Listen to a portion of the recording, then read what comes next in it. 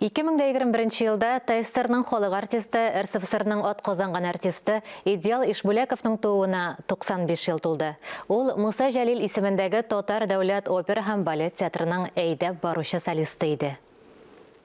Артист Идеал Ишбуляковның биографиясы үткән буын башкаручыларына хас.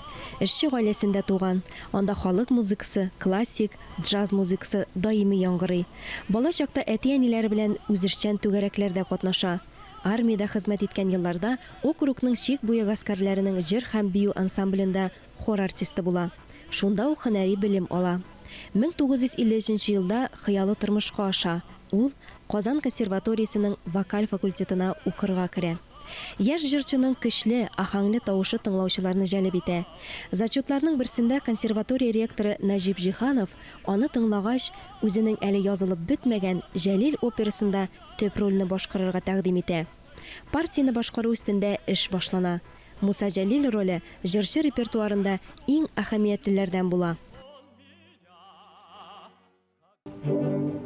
Җырчы бирәктә эшкә низах һәм катлаулы психологиягә нигезләнгән Хозе, Җәлил, Радамес, Герман, Каварадоси кебек рольләрне уңышлы башкара. Үзенең төп эшеннән тыш, җырчы республиканың музыкаль иҗтимагый тормышында да актив катнаша. Ул еш кына ил буйлап театр белән гастрольләргә йөри.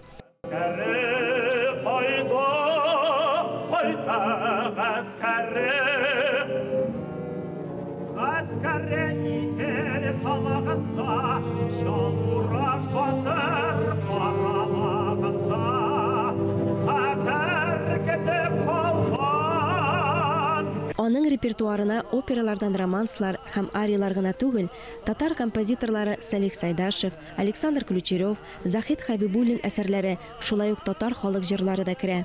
Шундый күп төрле репертуар белән ул илнең күп шәһәрләрендә, шулай ук Азәрбайҗан, Казакстан һәм Урта Азиядә була.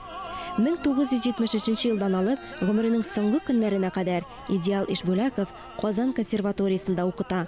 Анда күп кенә танылган татар җырчылары укыган. Алар арасында Мирсәет Сөнгатуллин, Айдар Фәйзрахманов, Асаф Валиев та бар.